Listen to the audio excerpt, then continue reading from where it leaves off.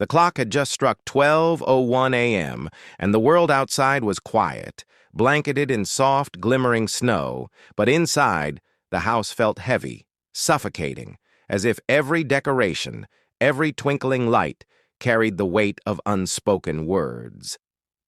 Before we dive deeper, make sure to subscribe to Roots of Revenge, hit that like button, and leave a comment sharing what you would do if caught in a night like this, because what unfolded was nothing short of unforgettable. I had spent the entire day trying to keep the peace, to smile through the chaos of gifts, laughter, and holiday cheer, but my wife's words still sliced through my thoughts. "You're difficult." She hadn't shouted. She hadn't even raised her voice. But the precision in that accusation was sharper than any argument could ever be, and hours later it pressed on me like a storm cloud refusing to pass. I sank into the living room sofa, pretending to admire the ornaments and the soft glow of the tree, each shimmer only reminding me of how far the day had drifted from joy into tension. The hum of the refrigerator, the occasional creak of the house settling, every little sound seemed amplified, magnifying the silence that felt almost physical. Then the phone rang. One ring, two, and my chest tightened. It was my son, calling at the first minute of the new day.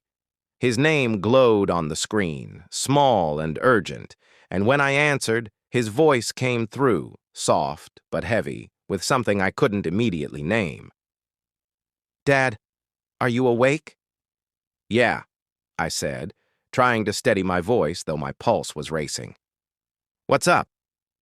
A pause, stretched on the line, waited with unspoken fears before he said, I need to talk. About Mom." I froze. Every instinct screamed at me to stay calm, to keep my voice steady, but the tremor in his tone, the mixture of fear, confusion, and quiet despair, cut through me like ice. "Go on," I said, barely above a whisper. "It's just, she said things. About you. About us. She said you were difficult. Like it's a problem. Like you're a problem." The words hung there, fragile and sharp, each one threatening to shatter the fragile calm of the night. And in that moment, an unfamiliar surge washed over me. Not anger, not sadness, but raw despair.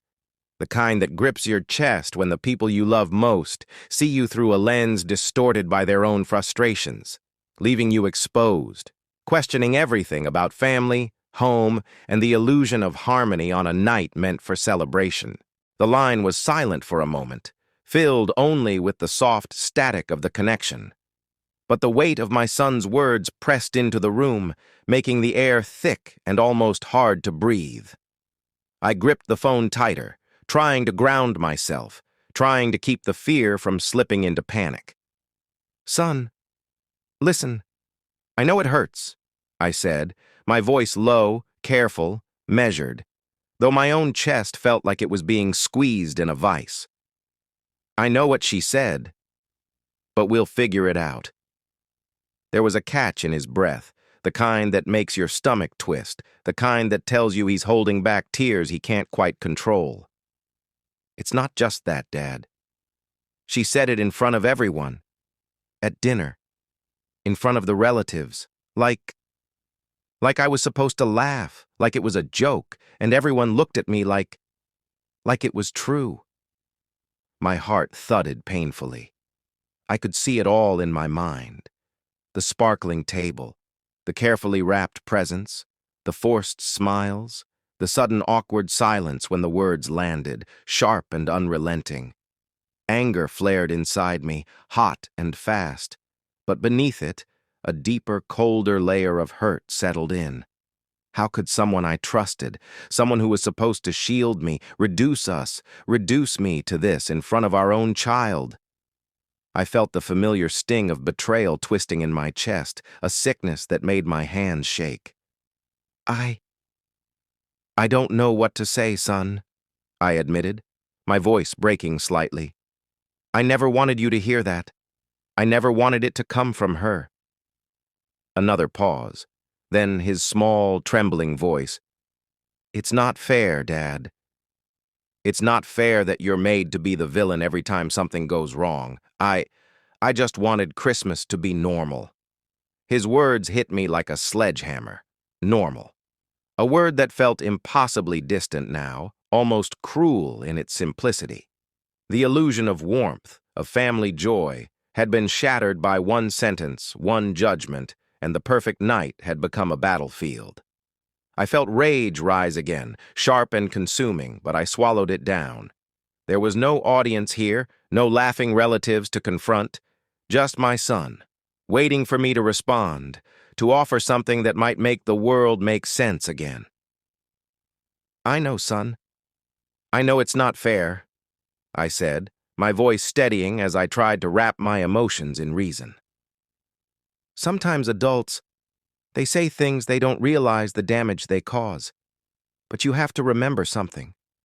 You're not responsible for her words. And I'm not perfect. But I've never stopped loving you." His breathing came a little easier over the line, but I could still hear the tremor, the fear of being caught between us, of being trapped in the crossfire. I hate that she makes me feel like I can't talk or joke or even be around you without it becoming a fight," he admitted, the words spilling like a dam breaking. I could feel my own tears prickle behind my eyes, but I swallowed them back, replaced them with determination. He needed me to be strong, to anchor him, even if inside I felt adrift in stormy seas. The conversation hung suspended in that tense midnight air, both of us clinging to words like lifelines. "We need to be smart, Dad," he said finally, voice steadier, almost commanding in its quiet urgency. "We can't let this nonsense ruin everything, but we also can't just ignore it." I nodded, even though he couldn't see me.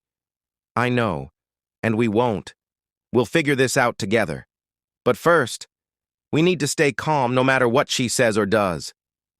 There was a silence, one filled with the sound of our breathing, the house settling around us, the soft hum of the outside world continuing, oblivious to the chaos within these walls. And yet, beneath that calm, the storm was gathering, invisible but unmistakable, a tension coiling tighter with every tick of the clock.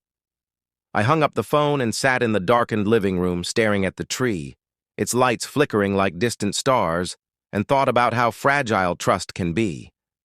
One word, one careless accusation, and the landscape of family, of safety, can shift overnight. I could feel the adrenaline still thrumming in my veins, a pulse that refused to let me rest.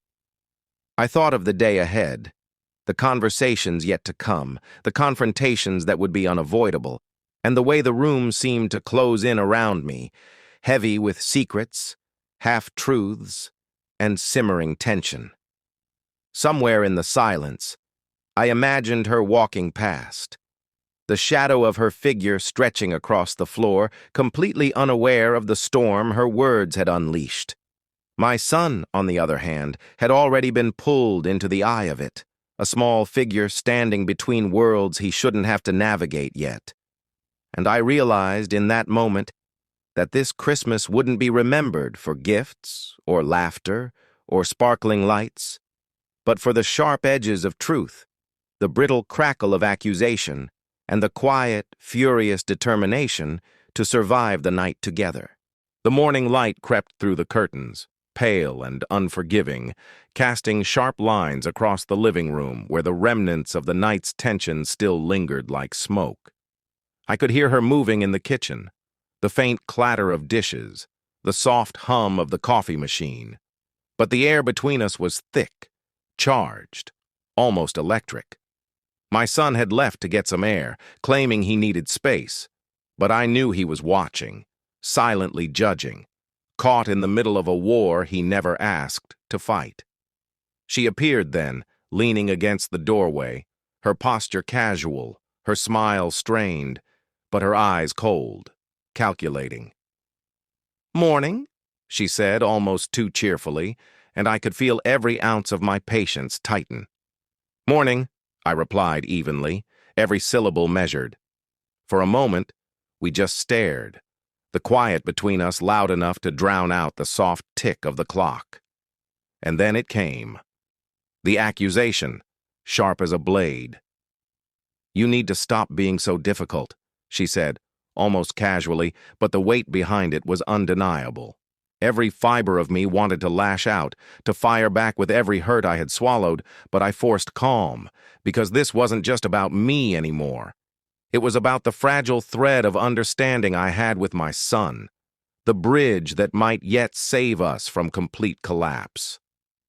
"Difficult?" I repeated, voice low, deliberate. "Is that what you think? That I'm the problem?" Her eyes narrowed slightly, a flicker of irritation. Or was it fear, passing through them? "You know exactly what I mean," she snapped. But even as she spoke, I could see the tension in her hands, the slight quiver in her jaw. This was no longer a casual remark. It was a challenge, an attempt to dominate, to rewrite the narrative.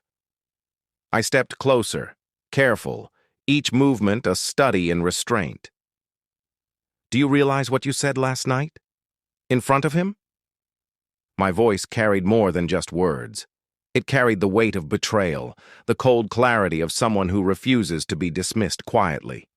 She looked away for a moment, and in that fraction of a second I saw the crack. The part of her that knew she had overstepped, that knew the chaos she had unleashed. "It's not like that," she said quickly, almost defensively.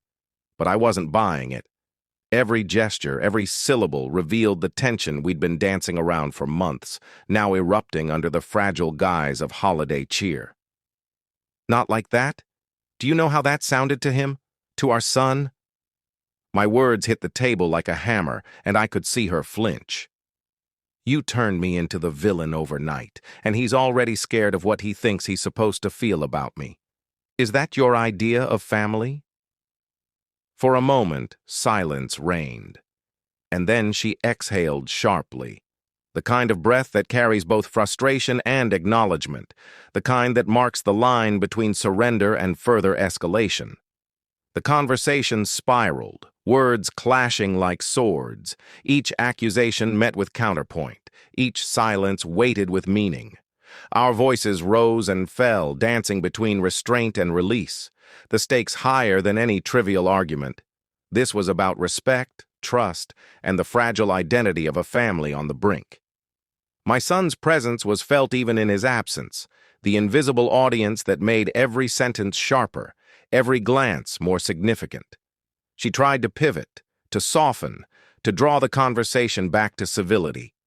But the damage was done, the tension irreversibly stretched. "You don't get it," I said finally, voice raw. "This isn't just about me. It's about what you're teaching him. That words can wound and go unaccounted for. That manipulation is part of the game. That's not what family is supposed to be." Her face registered shock, maybe even a hint of fear. But there was pride, too, stubborn and unyielding, and it made the room feel smaller, the walls closing in, as if the very air knew the collision was unavoidable. Minutes stretched like hours, each word a salvo, each look a battle, until finally she stepped back, her arms crossed, her posture defensive but her voice quieter, almost tentative. Maybe I went too far," she admitted, and in that single phrase, the tension didn't dissolve. It shifted, recalibrated, leaving both of us raw, exposed, but aware that the war had only paused, not ended. I exhaled, a slow, heavy release of breath, knowing that the confrontation was just the beginning, that the aftershocks of these few words would ripple through every conversation, every moment, for days to come. And I knew my son would be listening, learning, seeing the layers beneath the argument, the fractures in the foundation, the complicated reality that love can hurt, that family can wound, and that sometimes surviving the night requires more than courage. It requires a reckoning that changes everything. By the time night fell again, the house felt almost unrecognizable, weighed down by the invisible scars of confrontation. The conversation from that morning had settled into a tense silence that neither of us could fully break, and I could feel the aftermath in every creak of the floorboards, every shadow cast by the tree lights that had once signaled joy. My son returned, quieter than before, eyes wide with a mix of awe and fear, a living witness to the storm we had unleashed. "Dad, it's different now," he said softly, almost a whisper, but the weight of the truth in those words was heavier than any shouted argument. Outside, the snow had stopped, leaving the world cold and stark, and somehow that reflected exactly what the night had left behind. Clarity wrapped in frost, beauty coated in harshness. She moved around the room with mechanical grace, performing the motions of holiday normalcy, but the tension radiating from her was unmistakable, a thin veneer over the simmering realization that what had been said could not be unsaid, that the family we once knew had fractured along invisible lines. Friends and relatives called, oblivious to the quiet war, their cheerful greetings clashing with the residual storm inside. Social media notifications pinged relentlessly, innocuous at first, but I could feel the ripples already spreading. A single comment, a shared photo, a misinterpreted story, threatening to ignite the small but potent fire we had just survived. I caught my reflection in the window, eyes tired, jaw tight, the lines of exhaustion etched across my face, and I realized that the night had changed me, sharpened me, forced me to confront the raw, unfiltered truth about love, loyalty, and the dangerous power of words. My son sat nearby, finally speaking again. I get it now. I know who I can trust. I know who fights for me."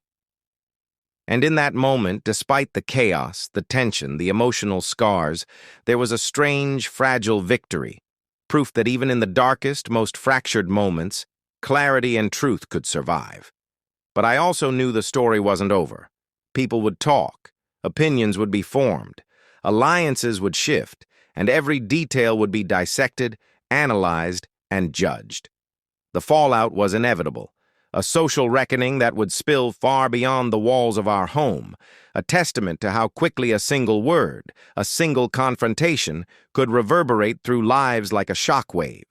And now, as I look back on that night, the images, the emotions, the raw, unvarnished truths all linger, reminding me, and now you, that family, love, and loyalty are never simple, never easy, and never safe from the consequences of honesty and pride. If you've ever been caught in a storm like this, or felt the sting of words you couldn't take back, share your thoughts in the comments below. Tell me what you would do, how you would survive, and how you would protect the people you love.